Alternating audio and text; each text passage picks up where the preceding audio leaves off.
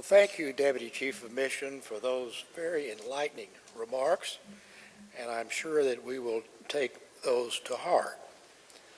I would like to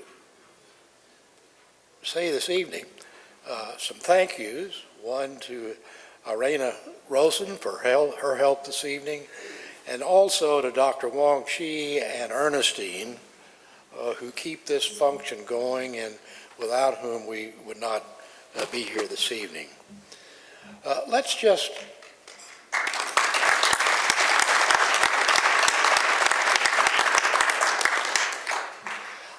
face a reality.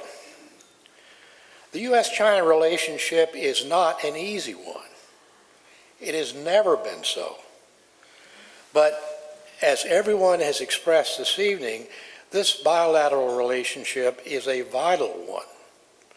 It recognizes the importance of this relationship and has encouraged us to find common ground through many conflicts. As the U.S.-China dynamic gains more attention lately, unfortunately, most of it is negative. But it's important to look back and see how far we have come. When President Nixon famously went to China in 1972, he saw a country that would be barely recognizable today. The Cold War had left China cut off from the global economic system. And after decades of hardship, China was ready for change.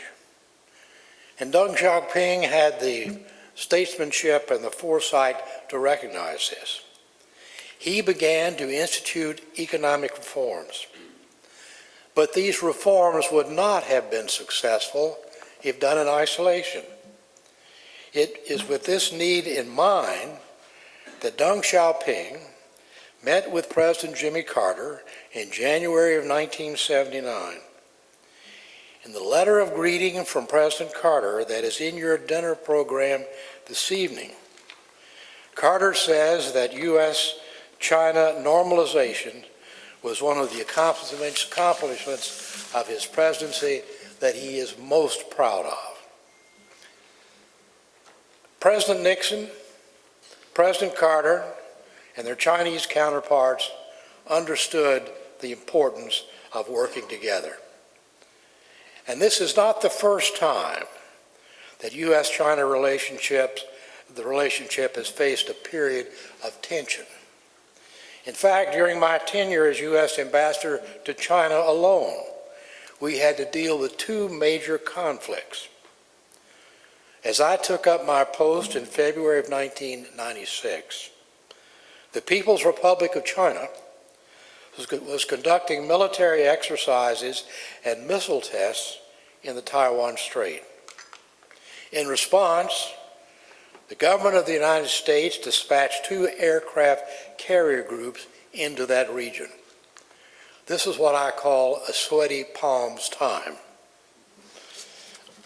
In 1996, after we spent 3 years building ties in Beijing, a U.S. bomb hit the Chinese embassy in Belgrade during the NATO strikes on Yugoslavia. Chinese diplomats were killed by U.S. bombs. Demonstrations sprung up across China. Protesters burned the Consul General's house in Guangzhou. Demonstrations sprung up in Beijing. The U.S. embassy there was almost destroyed. My wife and child were confined to our residence in fear of their lives. But we worked through that. And we worked through it because of a strong working relationship with Chinese leaders such as President Jiang Zemin and President Zhu Rongji. The diplomatic capital was in place to effectively address these areas of concern and swiftly respond to unexpected conflicts as they arose. And I look back on this time simply to say that this is not the first time that we've had serious difficulties. But the answer is not to go backwards. Ending engagement will not somehow turn back the clock. China is a large, influential country that cannot be ignored, nor should we want to ignore it.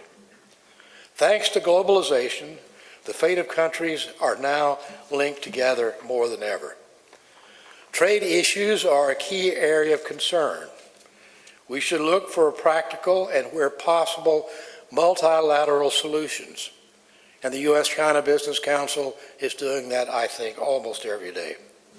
At the same time, the U.S. needs to keep communications open with China and look for areas of cooperation. And I would say that during this period of tension, it is left to unofficial channels to keep open channels of communication and to continue to engage. It's during times like these that the work of the U.S. China Policy Foundation is especially important. And everyone here in this audience plays a part in maintaining bilateral ties and improving mutual understanding. While people-to-people exchanges continues, there is still hope for a better China-U.S. relationship in the future. I remain optimistic about the future of our two great countries working together. I thank you for joining the U.S.